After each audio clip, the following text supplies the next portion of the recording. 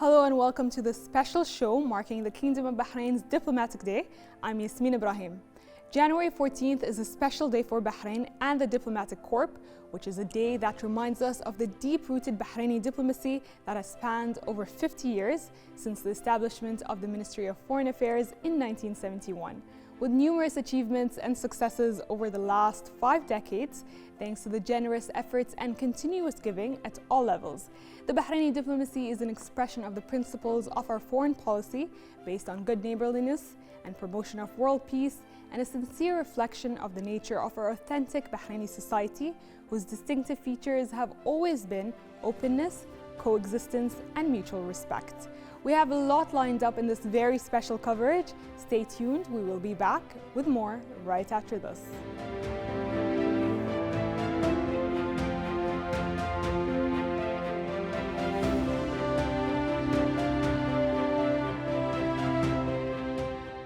يوم الدبلوماسية البحرينية التي خصصنا لها مناسبة وطنية سنوية، وذلك للاحتفاء والإشادة بدورها في إرساء ثوابت علاقاتنا الدولية وسياساتنا الخارجية القائمة على الثقة المتبادلة وحسن الجوار واحترام المصالح المشتركة لتعزيز الاستقرار والسلام العالمي. The celebration of Bahrain's Day of Diplomacy reflects the great interest shown by His Majesty King Hamad bin Isa Al Khalifa in diplomatic work, which has defined the principles and foundations of foreign policy, its diplomacy and objectives, in order to achieve the homeland supremacy among the nations, defend its sovereignty, independence, and interests, as well as extend bridges of cooperation with all countries of the world. The Ministry of Foreign Affairs derives from the wisdom of His Majesty, the King, his enlightened visions and insightful thinking, what helps it to perform its duties and responsibilities to the fullest. Bahrain's diplomatic work is based on His Majesty's firm visions to promote tolerance, coexistence, and cultural exchange among all people, religions, and beliefs, to spread the values of peace, brotherhood among all. The Kingdom of Bahrain will continue to follow a foreign policy approach characterized by moderation, balance, flexibility, harmony, and constructive cooperation with various nations and peoples. In compliance with the directives of His Majesty the King and the esteemed government headed by His Royal Highness the Crown Prince and Prime Minister, and within the framework of international charters and laws, Bahraini women have an outstanding mark in Bahraini's diplomacy due to the unlimited royal support provided to Bahraini women.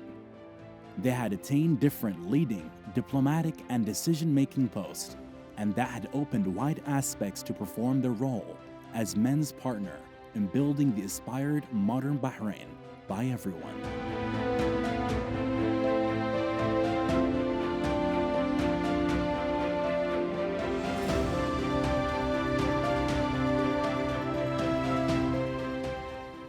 Welcome back.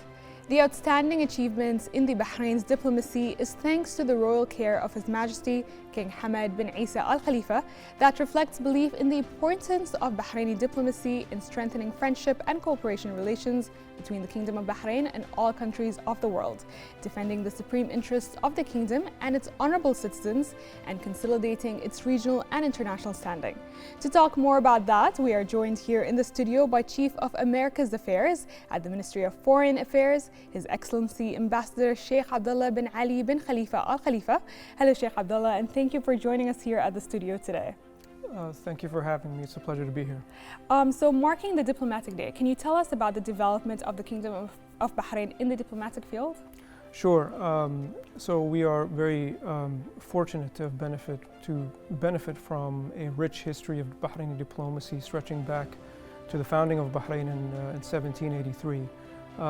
The Ministry of Foreign Affairs itself was established around 1969, and since then we have been able to grow and achieve really, we've been able to place Bahrain amongst the leading nations of the world.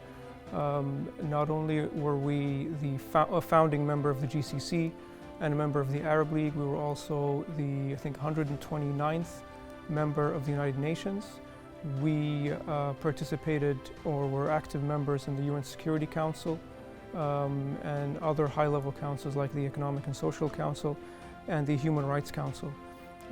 Throughout those years, we've been able to establish around 35 embassies and consulates around the world to further our economic and political interests, and also to serve Bahraini citizens across the globe. We've been able to welcome as well about 39, I think, embassies up till now, and we're hoping to expand that. And this resulted in a lot of achievements. We have agreements with around 40 countries in the world. We have free trade agreements. We have agreements that have paved the way for trade and investment. We have defense partnerships which have contributed to peace and security in the region. And all of that has been achieved in a relatively short period of time, but we hope to build on that in the coming years. So on that note, you've mentioned that Bahrain enjoys friendly relations with the world. Yes. Can you tell us about the history and development in its outstanding relations with the United States? Sure. Well, we have really a very special relationship with the United States. Our relationship began people to people, in the sense that it was before governments even got involved. The American Mission Hospital established a clinic at the time in 1888. And so the first interaction really between Bahrainis and Americans was Americans providing healthcare to Bahrainis at that time. And it developed from there. So the official relations began much later, but then it blossomed really into a strategic relationship. We have excellent political ties. We have a free trade agreement with the United States. The United States is one of our major trade and investment partners. And the defense partnership as well as security partnership is robust, and it has contributed immensely to the safety and security of our entire region. As you know, Bahrain is host to the U.S. Navy Fifth Fleet. There are combined task forces, naval task forces, that help secure not only the Arabian Gulf but the wider region, and all of this is possible because of our close partnership. But we should not forget as well that it started people to people, and it really remains that. And we have shared values, and I think going forward, not only do we want to maintain and enhance what we already have in the economic, political, and defense fields, but we also want to increase the people-to-people ties. And that's what we've been working on, and we're continuing to work on that. So not only the United States, Bahrain also has relations with other Asian countries, which are always flourishing. So can you tell us more about that? Sure. Our relations with countries in Asia is some of our oldest, naturally being part of West Asia. Just this past year, in 2021, we celebrated 50 years of relations with both India and Pakistan. Our relations with India, Pakistan, and Bangladesh are special in the sense that we have a lot of communities here in Bahrain who call Bahrain home and who contribute to our development, and as well help their countries back home. So it's a very beneficial partnership. We have obviously a lot of trade ties with South Asia, and we're always looking forward to maintain and develop those ties. When it comes to East Asia, some of our major trade partners are in that region. Around 17% of our exports is to East Asia. Around 20% of our imports from that region. Namely, we have excellent trade relations and relations with China, Japan, and South Korea. They're really very long-standing and historic, and we've been able to benefit mutually from these partnerships, whether it be through trade, mutual investment, and we look forward to enhancing that. When it comes to Southeast Asia, in 2019, we acceded to the Treaty of Amity and Cooperation in Asean. And we're the first GCC country to do so. And what that has done is it has opened the door for further cooperation with the countries of Asean, which we've had excellent relations with. And it's really provided us a platform through which we can develop those ties. We are looking to increase our diplomatic presence as well in Asia in the years to come.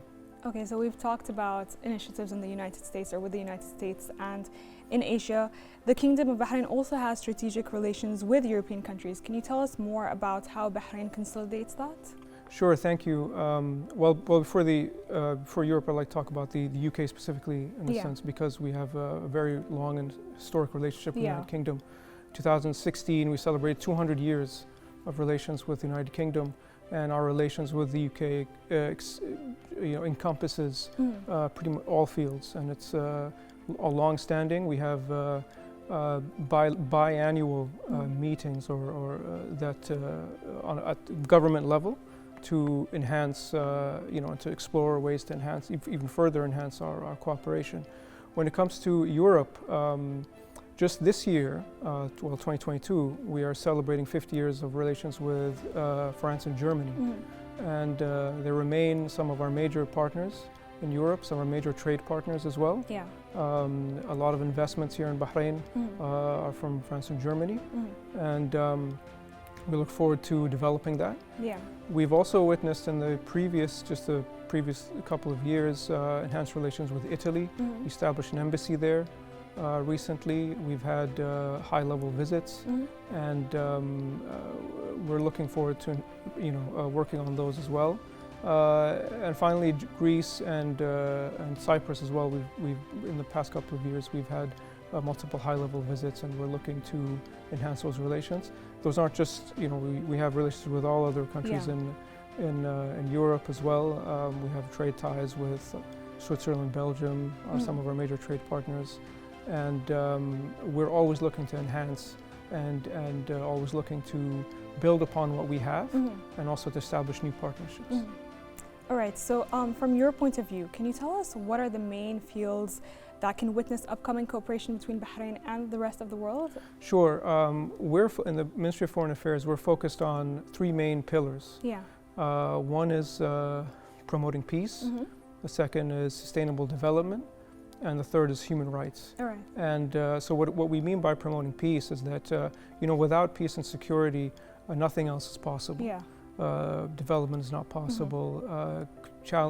Tackling some of the challenges that we face as a global community isn't possible without peace and security. So from our part, what we are supporting and initiating initiatives to further peace and security in our own region and in the rest of the world. So that's one of our main sort of pillars going forward. The second is sustainable development, which is not only just trade and investment, because that's a part of it, but also many other issues which were outlined in the UN Sustainable Development Goals. We've achieved our targets from the Sustainable Development Goals in 2015. And we're currently working to enhance our efforts in these fields. Perhaps one of the most important parts of sustainable development in the next coming years is the global effort to tackle climate change. And we are working towards achieving the pledge that His Royal Highness the Crown Prince and Prime Minister to achieve net zero emissions by 2060 and a 30% reduction by 2035. This requires a lot of cooperation with countries, and that is something that we are focused on, among other things. So that's the sort of sustainable development part. And third, we're focused on promoting human rights and showcasing not only Bahrain's achievements, but sort of our values and what we believe and what we're currently doing for the people of Bahrain. And human rights encompasses the promotion of women's participation in the workforce. It encompasses as well tackling human trafficking. And we've, for the past 2 years, we've achieved the Tier 1 status in the US State Department Human Rights Report. And that's something that we're proud of, and that's something that we want to continue working on. So those are mainly our sort of focus in the coming years. So. All right. So before we conclude, is there anything you would like to add? Sure. I would like to. We did mention one part of the world, which our relations are kind of growing, which is South America. We established our first embassy in South America in 2018 in Brazil, and we're looking to expand our relations there. And we received the president of Brazil recently, who opened an embassy here in Bahrain, and that's the first South American embassy to be resident in Bahrain. So that's an area of the world that we are also developing our ties with, and we hope to enhance it in the future years. Thank you so much for being with us here on this very special program. Thank you. It's a pleasure to be here. The Bahraini diplomacy is definitely the product of continuous institutional work and tireless individual and collective efforts. Stay tuned as we continue the special coverage marking the Diplomatic Day after this short break.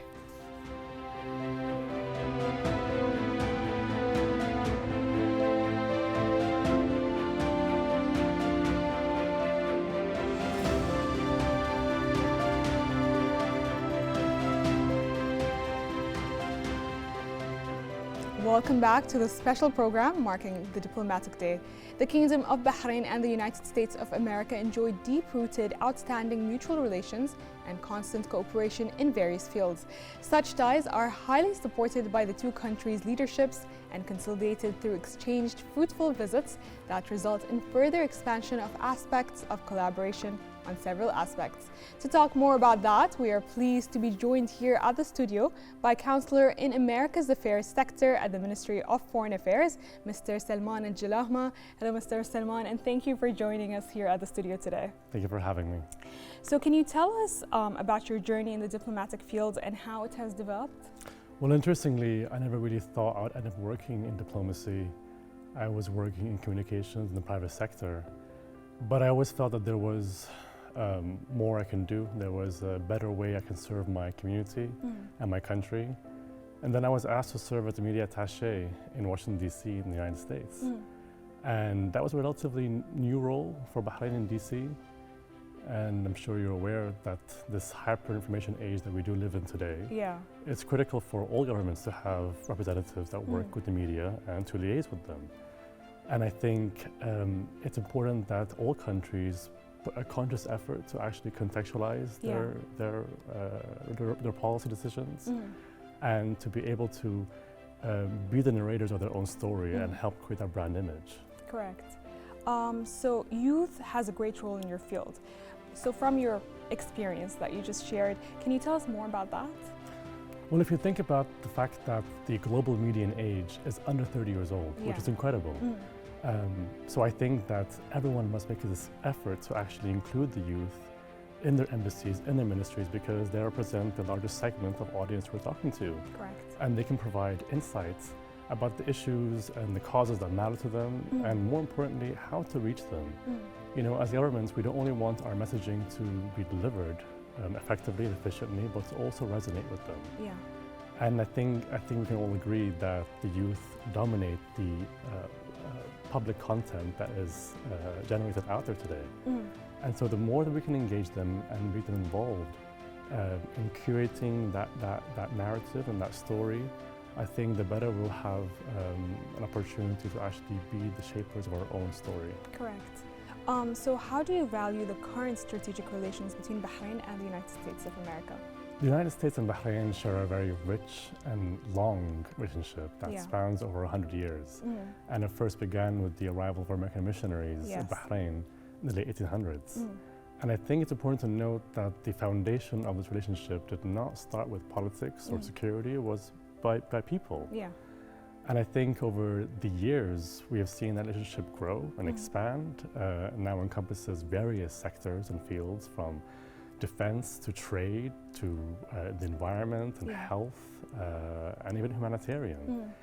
And I think we just focus on the defense relationship on its own, because that has preserved regional stability and by extension global security. And I think time and time again we have seen how we are actually reliable partners, dating back to the Gulf War, for example, where Bahrain assisted in U.S. operations, or the fact that Bahrain was the first country to join the U.S.-led coalition against Daesh, and more recently assisting the U.S. in the American evacuation from Afghanistan. So I think that these opportunities are an indication about how close we are and how trustworthy and reliable this friendship is actually. So what can you tell us about the bilateral efforts to consolidate those mutual relations on various aspects? So diplomatic relations were established in 1971.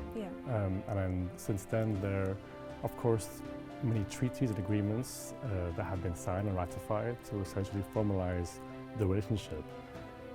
From the Defense Cooperation Agreement, which supports the presence of the U.S. fleet in Bahrain, or the Free Trade Agreement that was signed in 2004 that has generated billions of dinars worth of investment, of mutual investment. And then if we look at the fact that there are specific areas where we have collaborated on, for example, the U.S. have assisted in the development of the Ministry of Interior, in building expertise and training and exchanging information.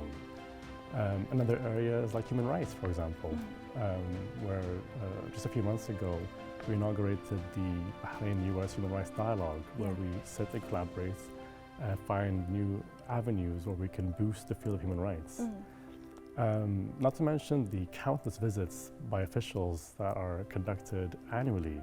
And that element actually is one of the most important ones, because it humanizes the relationship and can, that face-to-face interaction can actually boost the brand image of both our countries in the eyes of people. Correct. So you've mentioned and you talked about the presence of the American community in Bahrain.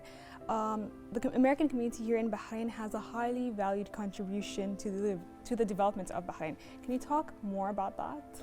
So when I talk about agreements and documents that have been signed, yes, they are actually formalized pieces of documents that are necessary for a relationship to occur. But along with that comes the people. Over the years, we have hundreds and thousands of American families that have moved to Bahrain, not only for a better livelihood for themselves, but for a better life for themselves and their families. Today in Bahrain, we have over 200 U.S. companies that are based here. So of course, they've contributed to our economy, and also found, created job opportunities for locals. Another aspect I think that we don't talk about enough in terms of contribution is when these families actually move to Bahrain, they fully integrate in our society, meaning that we learn from their way of life and they learn from our way of life. So when we look at the bigger picture and that narrative of Arabs in the West, you're able to narrow that divide. You're able to build on those core values of acceptance and tolerance and understanding and peaceful coexistence. And I think that has an impact far beyond our borders. Correct. So how do you view the future of Bahraini-American relations, considering, or let's say, the Bahraini-American relations and Bahrain's relations with the world? We live in a very dynamic and ever-evolving global dynamics, honestly. And I think that we will continuously adapt that relationship and find new avenues to cooperate on, whether it is environmental sustainability, or this cultural cooperation. I think finding those avenues are critical, and it's important that we adapt very quickly. Globalization, for example, is at all-time high. With travel and technology and access and information, we are closer than ever before, and we have the opportunity to understand each other better than ever before. And I think that Bahrain will always find new partners and new friendships to form, to essentially all work towards this common goal of achieving a better life for everyone. Yes, correct. So what can you tell us about the Ministry of Foreign Affairs' upcoming plans to further enhance Bahraini-US relations? Well, in fact, just last year we inaugurated the Bahrain-US Strategic Dialogue, which essentially is a platform for officials from across the board, from defense to trade to health, education and culture to come together and find new areas of our cooperation, as well as our challenges. You know, what areas can we do better on, and what can we learn from each other? And I think that's we will continue to find ways to expand that friendship. And again, this has an impact, yes, of course, on our bilateral relationship, but also bound to have an impact on the Arab world and the greater global community in general. Of course, and it's important, just like you mentioned, or to look into the challenges as well. And how Absolutely. Yes, so before we conclude, would you like to add anything marking this occasion? I think that I want to say that I'm very proud to be diplomat, and it's an honor to serve my country in any way I can. And I would highly encourage anyone who is interested in communication, is interested in representing their country in any form, to find opportunities and to engage with officials, to learn from them, because I think that is a very rewarding experience and fulfilling one that I think that they will be thankful for in the end. Yeah. So thank you so much for joining us here at the studio on this special occasion. Thank you for having us. It's a pleasure. Stay tuned. We will be back with more right after this.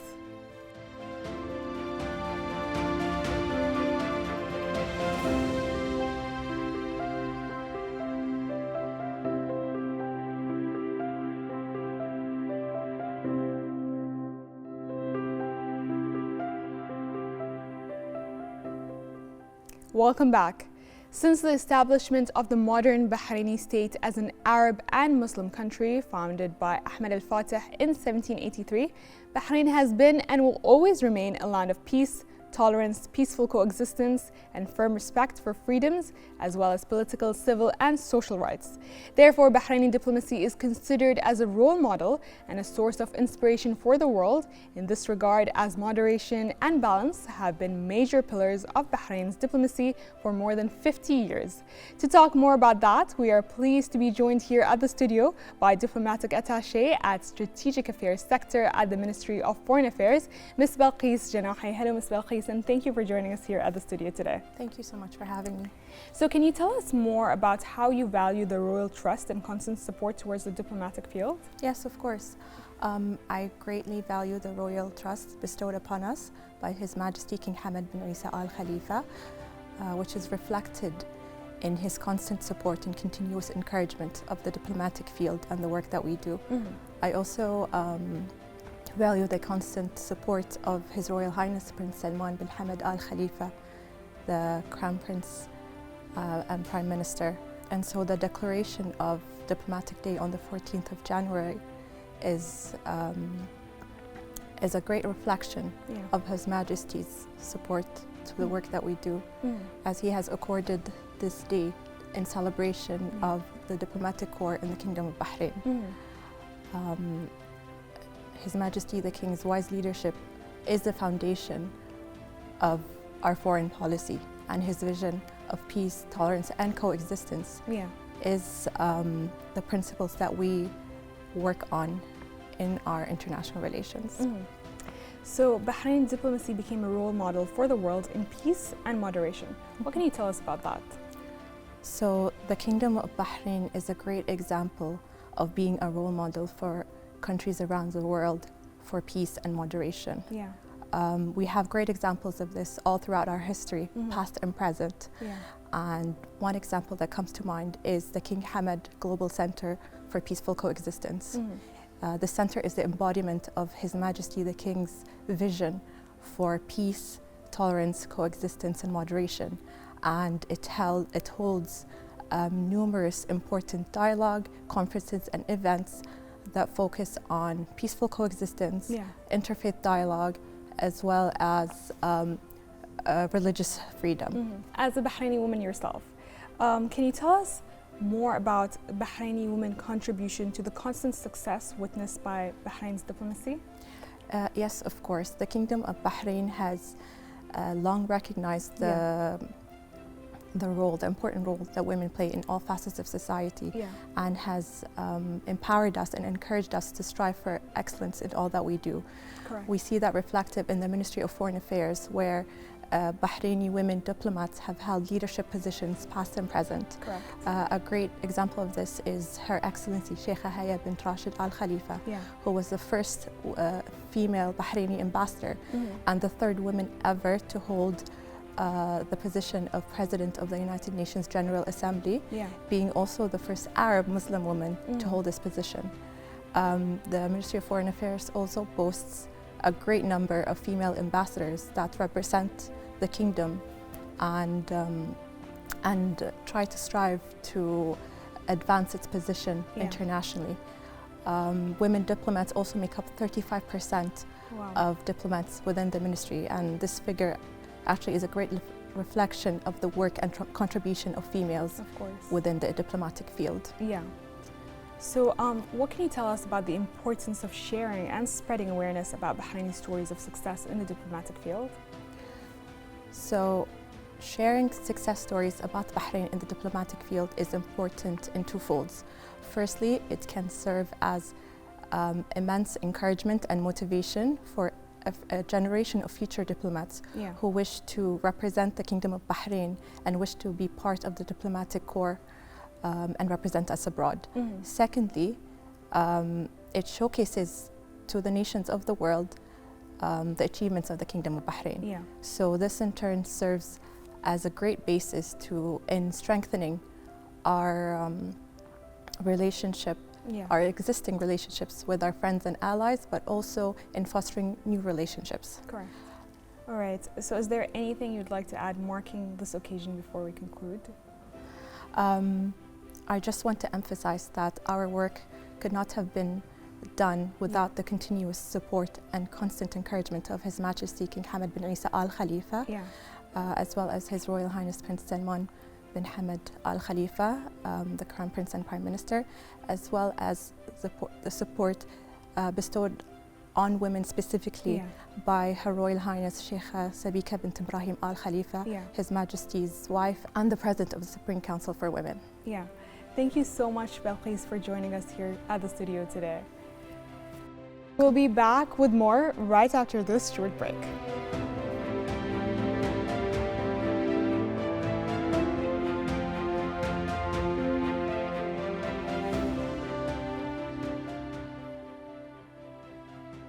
Welcome back. And now we turn to Futoon Al-Amadi, who is the advisor of humanitarian team at the Office of the President of the United Nations General Assembly, who is joining us virtually from the United States. Hello, Ms. Futoon, and welcome to this special coverage marking the Diplomatic Day. Being one of the Bahraini female diplomats, how do you value the contribution of Bahraini women to the development of Bahrain's diplomacy? Thank you for having me today. I just wanted to say that starting from the first woman that joined the Foreign Service in 1972 to the present day, Bahraini women have proven that they are able to successfully contribute to the diplomatic field alongside their male counterparts. Today, I'm proud to say that we, the female diplomats, sum up to 33% of the total diplomatic workforce. And the status of the Bahraini women has changed from being wives of diplomats to very ambitious career diplomats. Each female diplomat is unique and is an added value. Starting from those young female diplomats and ending with the highest ranks of ambassadors and heads of mission. Ms. Futoon, can you tell us about your plans to develop your personal skills in the diplomatic field? Ever since I joined the Foreign Service in 2017, my mindset has been in an ever-growing state. I considered every day as a new learning opportunity that will help me to develop and grow. On a personal level, I tend to participate and join most of the programs and initiatives offered by the ministry or by its training body, Mohammed bin Mubarak Al Khalifa's Academy for Diplomatic Studies. To boost my career, I also applied to the Prime Minister's Fellowship Program in 2019 and was proudly selected to be part of the 5th batch. Academic-wise, I plan to start my master's degree this year, inshallah, in the field of international relations or diplomacy. Our day-to-day tasks vary in the office. As an advisor in the OPGA, which is the office, I, alongside with my colleagues, provide the PGA with the support needed in executing his duties. So we brief the PGA on all issues pertaining to his activities. We organize thematic debates and briefings. We prepare talking points and meeting briefs. We draft the PGA speeches. We prepare for all of his travels and his arrangements and the dossiers related. I also wanted to say that entrenched in the 5 priorities of the PGA is his intention to mainstream gender equality in all of the discussions and the mandated events and any other high-level meetings. So as part of the gender team, my main role is to ensure that gender dimension is basically mainstreamed in all of the PGA's activities, events, and speeches. I also contribute in the preparation of the PGA's Advisory Board on Gender Equalities meetings. I also design and prepare a quarterly gender-related newsletter. And also alongside with the team, we tend to explore gender-related opportunities. And I just wanted to say that I look forward to going back to Capital and to reflect all of the knowledge and skills gained to better enhance the Bahraini diplomacy. It is definitely a source of pride to represent the Kingdom of Bahrain at the office of the President of the United Nations. Can you tell us more about that? It is an absolute honor and a privilege to be selected to represent the Kingdom of Bahrain in the OPGA, working implicitly in the United Nations, the world's main organization to maintain peace, security, and stability, and to provide humanitarian assistance when needed. Is a very rich experience on its own, working explicitly under the leadership of the world's highest diplomatic rank in the OPGA as a young Bahraini female diplomat is a very rare and thriving experience. Serving all 193 member states of the United Nations and looking at things from a different perspective and lens has already taught me a lot in the field of multilateral diplomacy. This would have never happened without the trust and support I have received from my top management. And I just wanted to say that the future belongs to those who believe in the beauty of their dreams. Thank you, Ms. Fatoon, for being with us. And that was Fatoon Al-Amady, who is the advisor of the humanitarian team at the Office of the President of the United Nations General Assembly, who has joined us virtually from the United States. Stay tuned as we have more lined up right after this.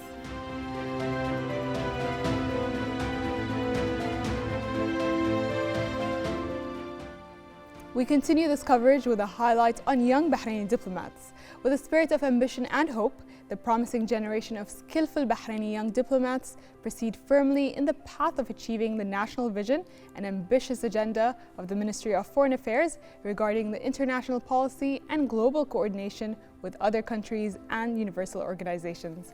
This comes in line with the Kingdom's keen interest to empower young people and advocate their performance in the diplomatic field by equipping them with all required knowledge and skills in order to achieve aspired excellence of foreign policy. We start with the diplomatic attaché, Bahrain's embassy in Washington, D.C., Mariam Ismail Karimi, who is here with us in the studio. Hello, Ms. Mariam, and thank you for joining us here at the studio. Thank you for having me. It's a pleasure.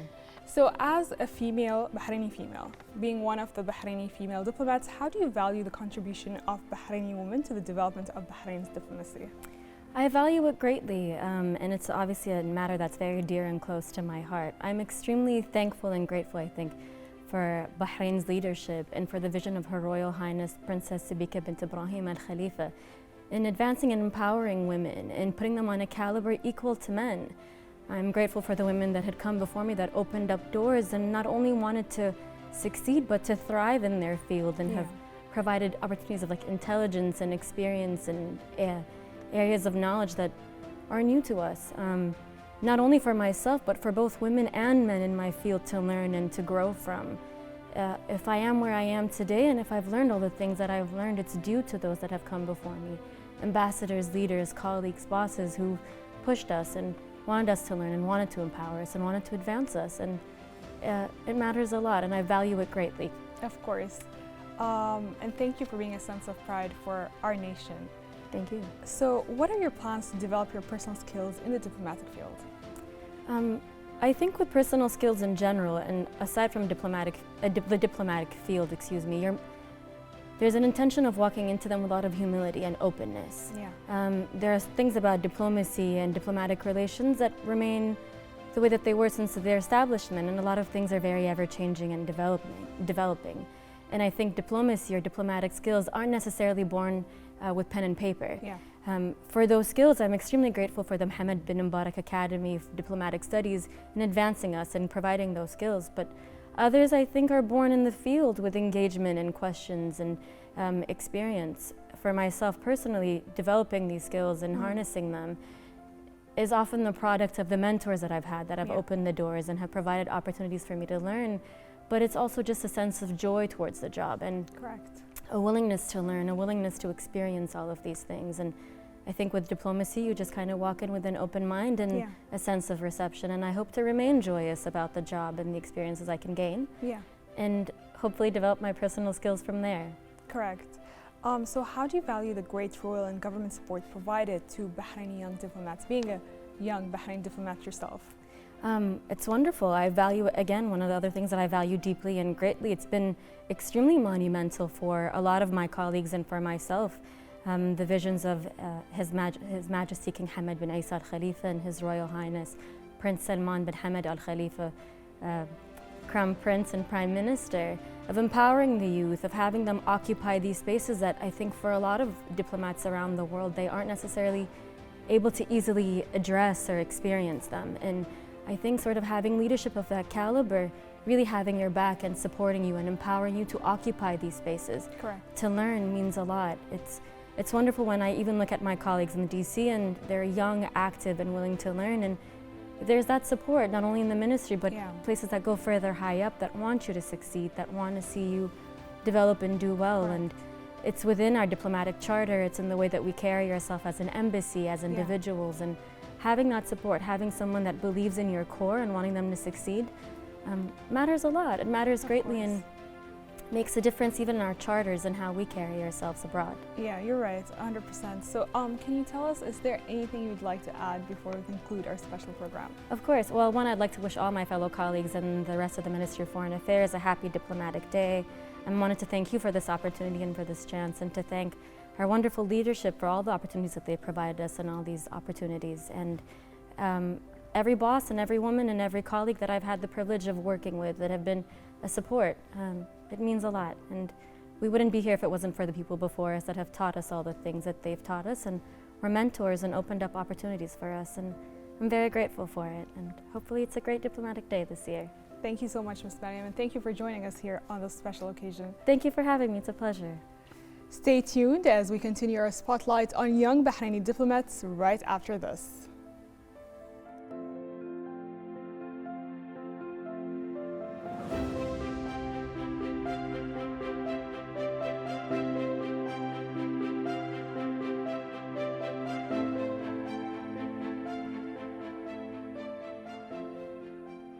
Welcome back.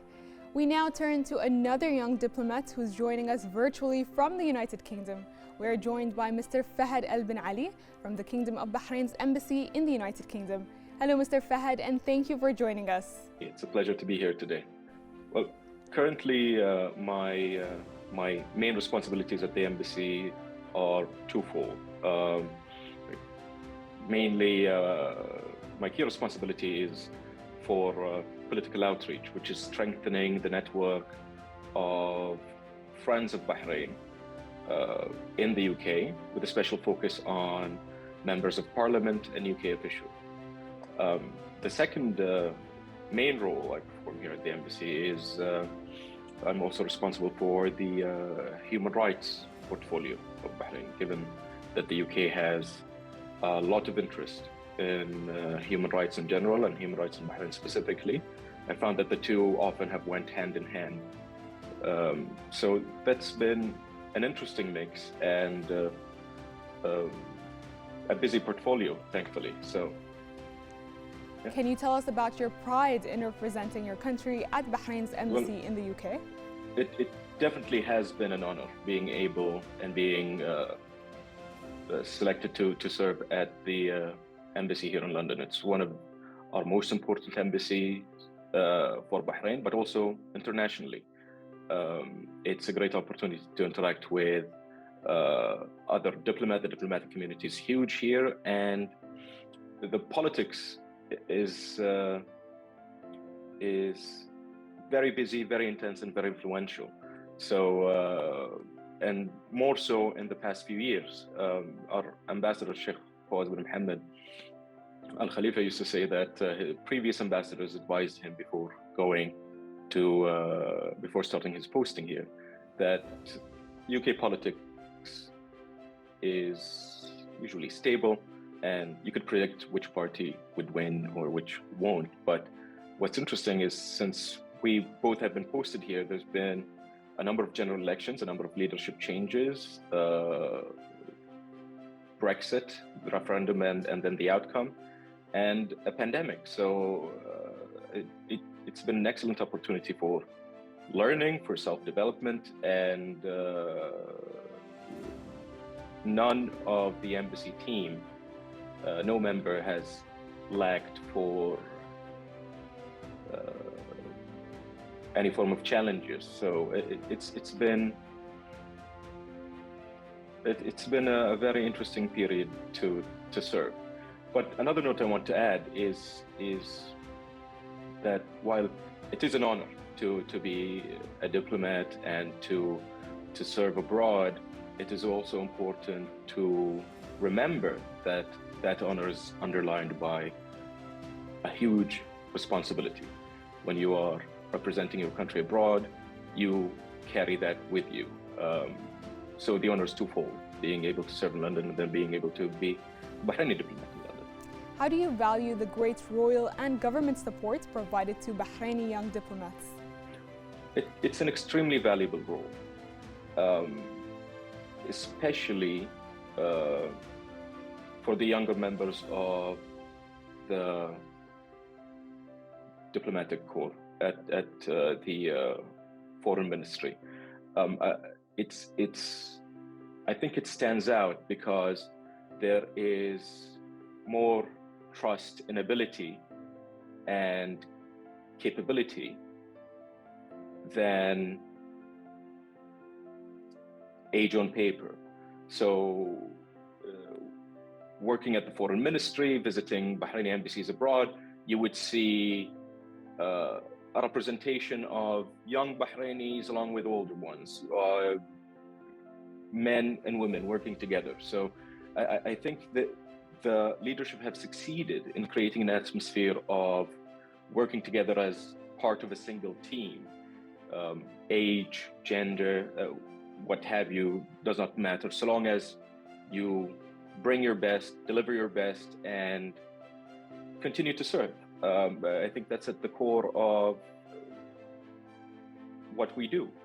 We're serving our country abroad, but we're also serving Bahrainis abroad, and we do our best to deliver on both. And there is a great sense of community in the foreign ministry and the team that serves, whether in Bahrain or outside, and that's extremely valuable, and it adds to our foreign policy. Can you tell us about the different training courses and workshops that you have attended as part of preparation for your current position? Training and development is very important, and I think what is unique about what is presented to Bahraini diplomats is the ability to explore, to learn more, to follow a curiosity, or go deeper into a specialization while fulfilling your job and duties. The amount of courses that are available to diplomats through the Sheikh Mohammed bin Mubarak Academy is staggering. So from languages to business to economics to trade and what have you, IT,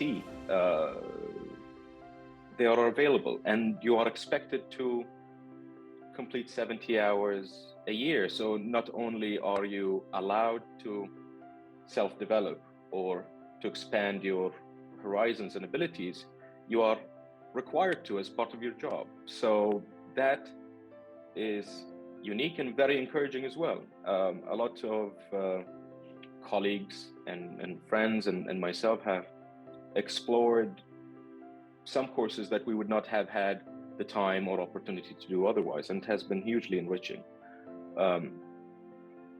For me, for example, I think prior to my posting here in London,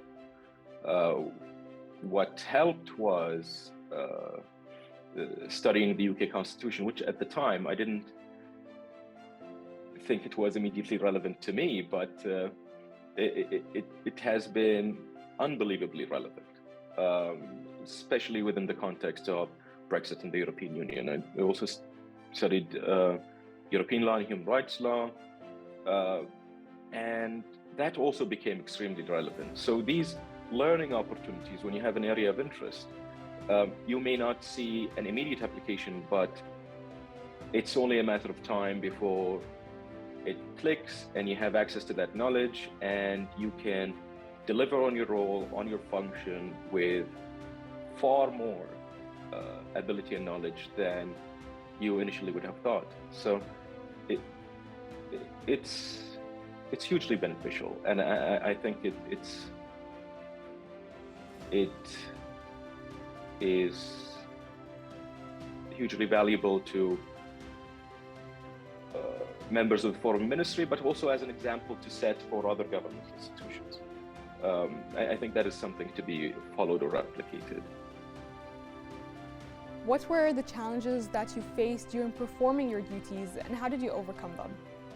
No fulfilling job comes without challenges. If it's too easy, I think you've probably outgrown it, or it's not worth doing. Starting at the embassy in London, you know that a London posting comes with very high expectations, and you do need to deliver. For me, I joined the foreign ministry after serving at the Independent Ombudsman Office. So I came with a different background, but that helped.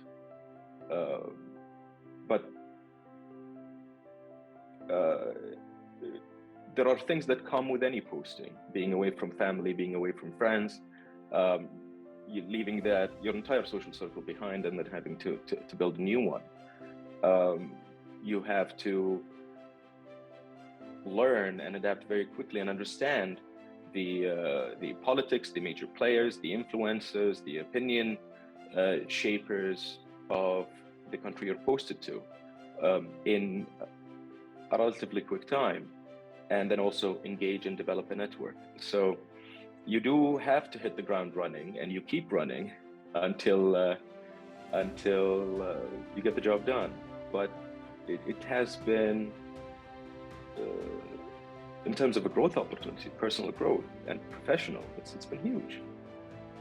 Other things you take away with you from serving abroad is, for me personally, I got married well posted here, had a child well posted here.